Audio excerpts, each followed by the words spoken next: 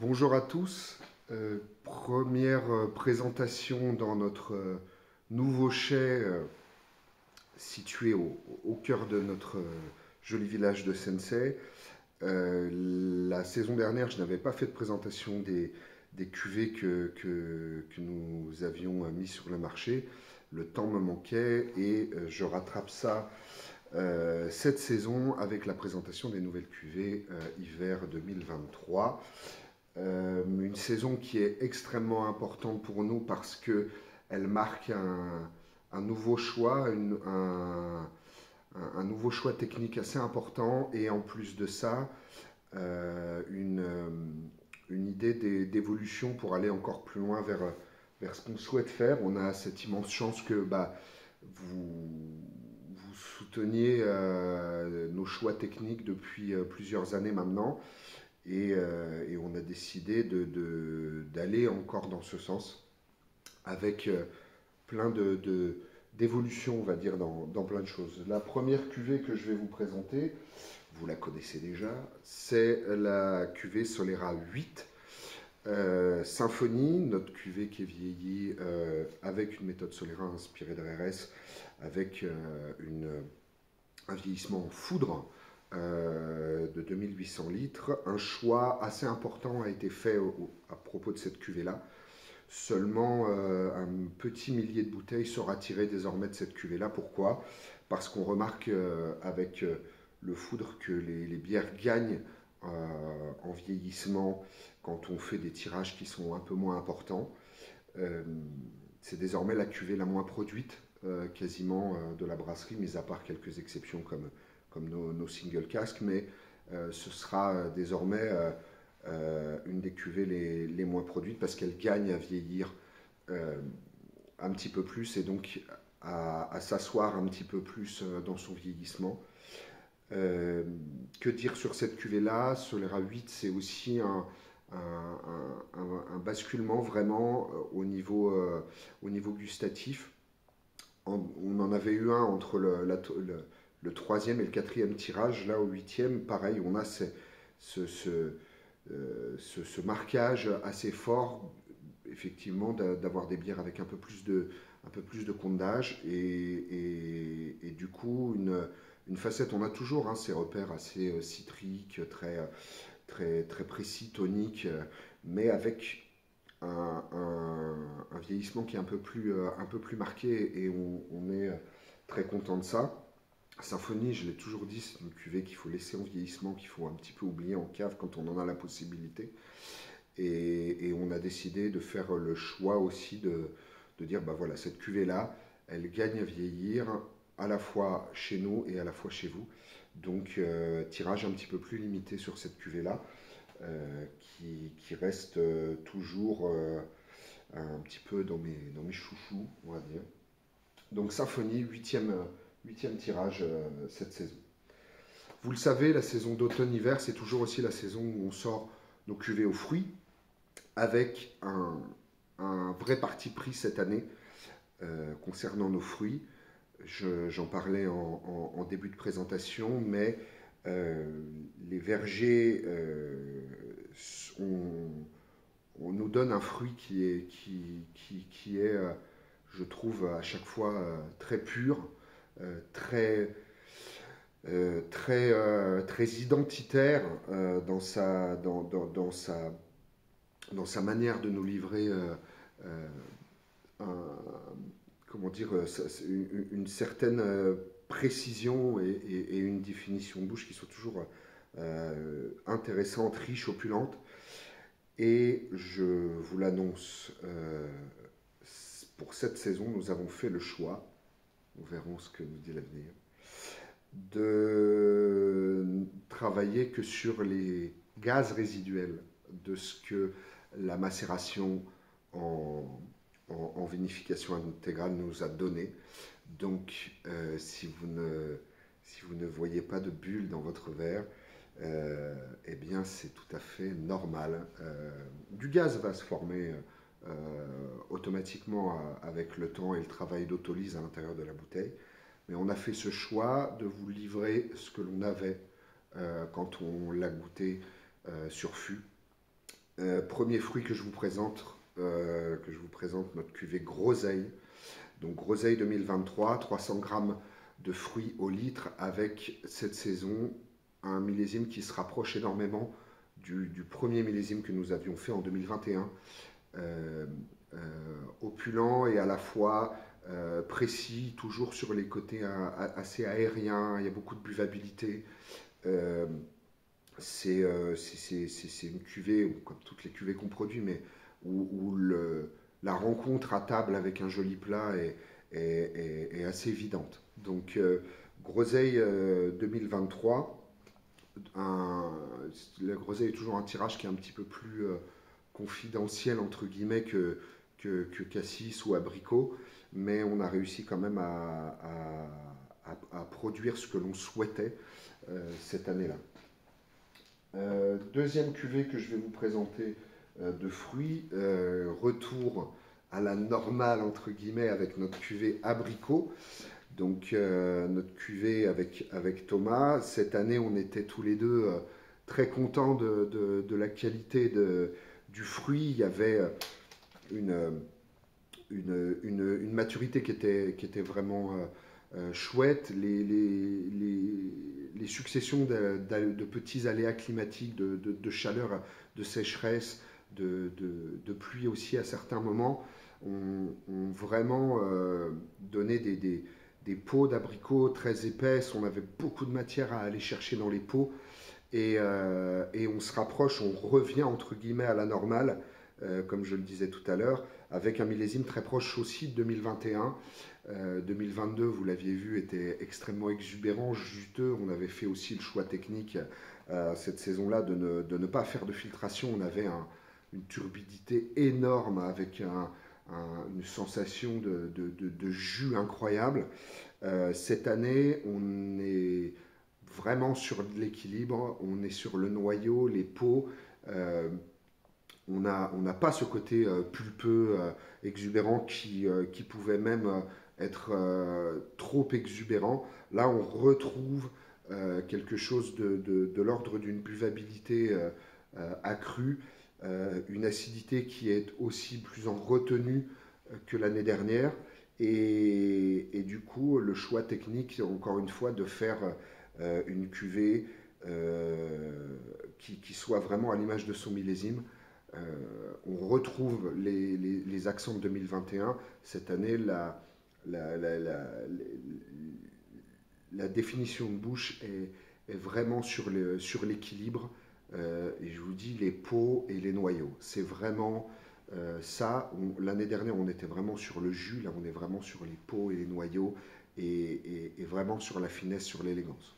Donc, aux amateurs de 2021, vous devriez être content avec 23. Troisième et hélas, je ne dirais pas dernière cuvée de fruits, le roi noir de Bourgogne, notre cuvée au cassis, donc cassis 2023. Peut-être que des trois fruits, celui qui a été le plus exubérant, celui qui a été le plus racé, le plus sanguin. Cassis, pour moi personnellement, techniquement, est peut-être le plus abouti de tous les cassis, où on retrouve le profil de cassis 2020, où on avait à l'époque encore 300 et quelques grammes au litre. Là, en ayant fait le choix de rester toujours à 200 sur celle-ci grammes par litre, malgré tout, on a eu une extraction énorme. On a réussi à fondre durant la phase de macération lente un petit peu les tanins, mais par contre une acidité ciselée, un côté juteux absolument énorme.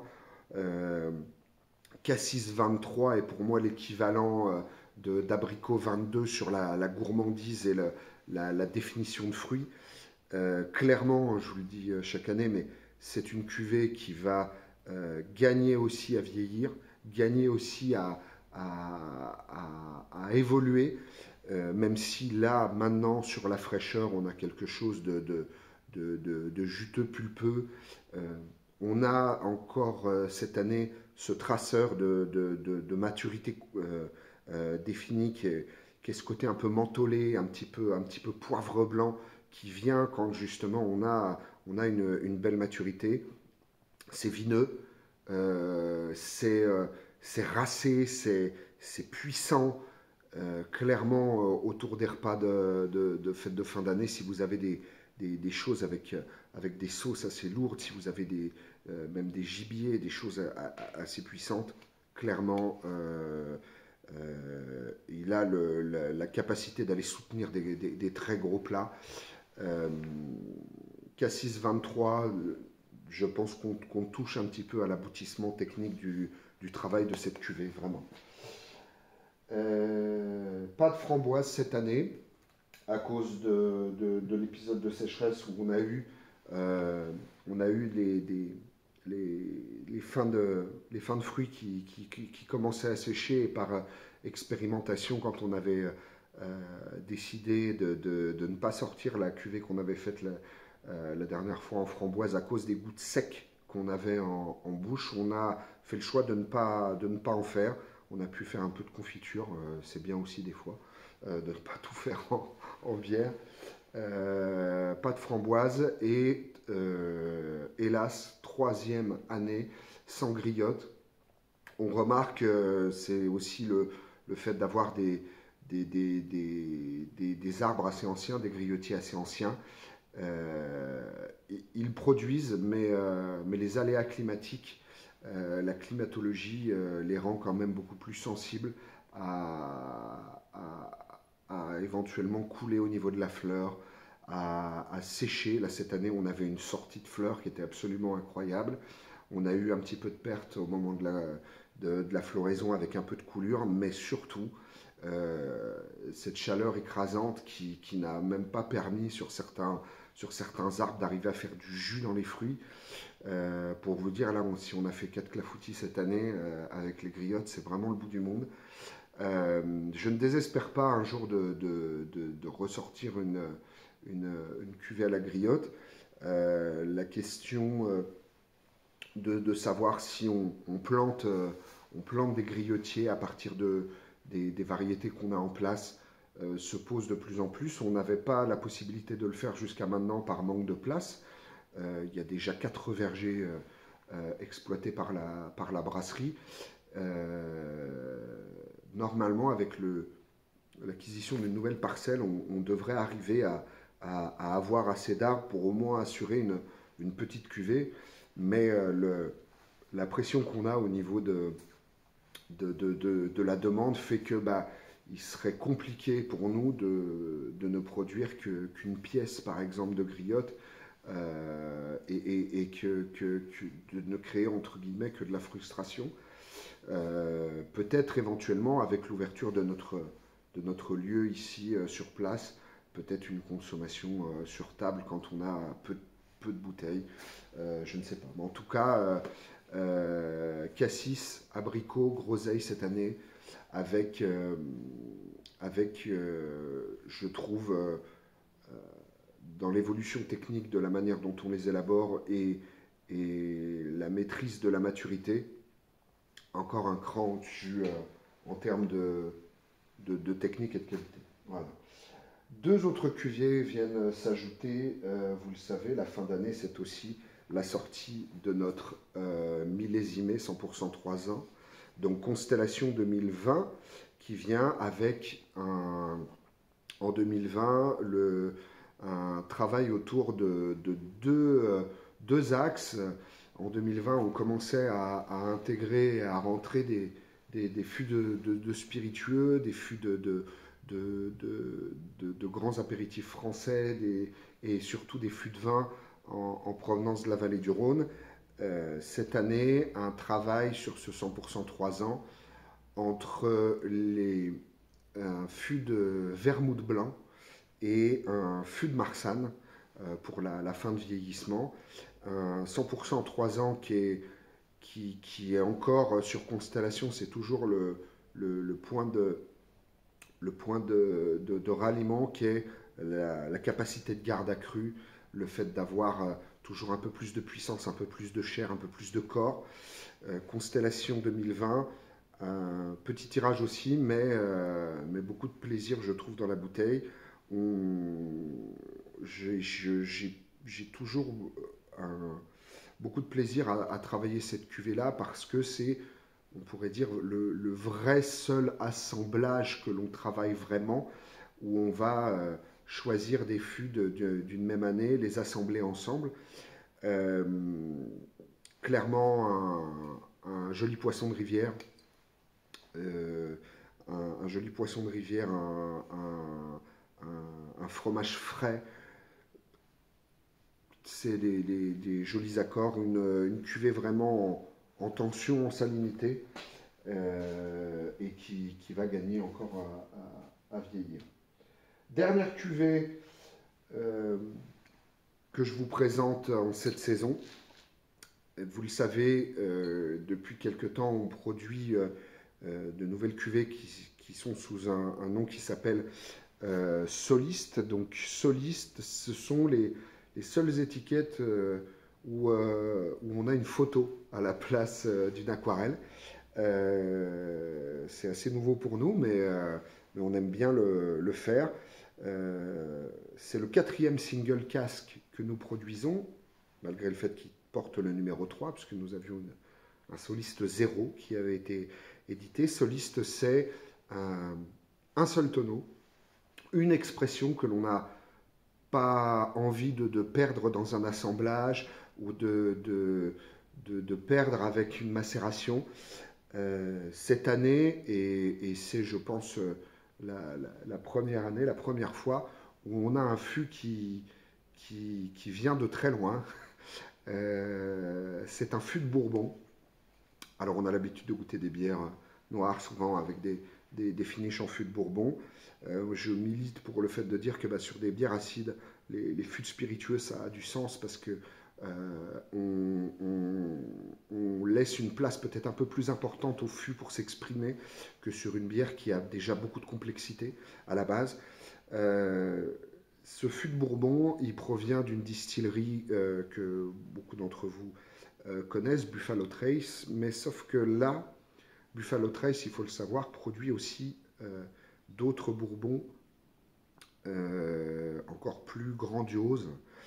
Je ne peux pas vous en dire plus sur l'origine de ce fût-là. Je vous laisse juste regarder à ce petit endroit. Il avait été mis à la craie 3 lettres. C'est le Bourbon qui était contenu dans ce fût-là. Les amateurs de spiritueux seront très contents de savoir qu'on a pu faire une bière avec un fût aussi légendaire. C'est un fût qui avait contenu pendant 14 ans des Bourbons, donc un fût de chêne blanc avec un Bourbon brut de fût qui n'a jamais été réduit durant son vieillissement, avec une aromatique de l'ordre de ce qu'on peut attendre d'un Bourbon, vanillé, huileux, avec des notes de bois noble, vraiment une expression magnifique. Les fûts de Bourbon font 200 litres, donc un petit peu plus allongé et un petit peu moins gros que ceux dont on a l'habitude de travailler ici.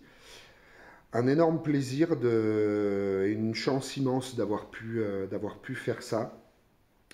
Ces cuvées-là, avec ces fûts un petit peu, on met de fûts de collection, parce que pour moi, c'est des meubles anciens. On pourrait on pourrait les vendre, chez un antiquaire, tellement c'est beau. Peut-être que c'est pour ça aussi qu'on a ouvert notre truc et qu'on l'a appelé l'antiquaire, notre taproom. Voilà. 2 ans de vieillissement, c'est 3 ans de vieillissement, pardon. Donc un petit peu du même acabit de Constellation, mais sur un single casque. On avait perdu, je crois, plus de 12 à 15% de bière durant le vieillissement dans ces fûts-là, mais des fûts qui sont absolument magnifiques. On en a 2, et il y en a un qui a été embouteillé. Très content de cette cuvée-là. J'espère qu'elle va vous régaler. Dans les grosses nouveautés, comme je vous le disais, le choix de faire des fruits où, où on se dit que le gaz est peut-être presque accessoire quand on goûte des jus comme ça et qu'on n'a pas envie de venir, pas altérer, mais en tout cas de venir ajouter quelque chose qui n'est pas forcément nécessaire. Très content de vous présenter ça, très content d'être ici, de voir que l'aventure se poursuit, de voir que vous la soutenez aussi ardemment que depuis tant d'années. On a le désir aussi d'aller encore plus loin. Le printemps prochain verra peut-être naître une toute nouvelle cuvée. Et dans ce sens-là, toute cette aventure-là n'existe pas sans vous. Merci encore une fois de nous avoir fait transpirer comme ça devant notre boîte mail. J'aurai le plaisir aussi maintenant, on a enfin la possibilité de le faire, de vous retrouver les vendredis quand on ouvre notre petit lieu de vie et de perdition.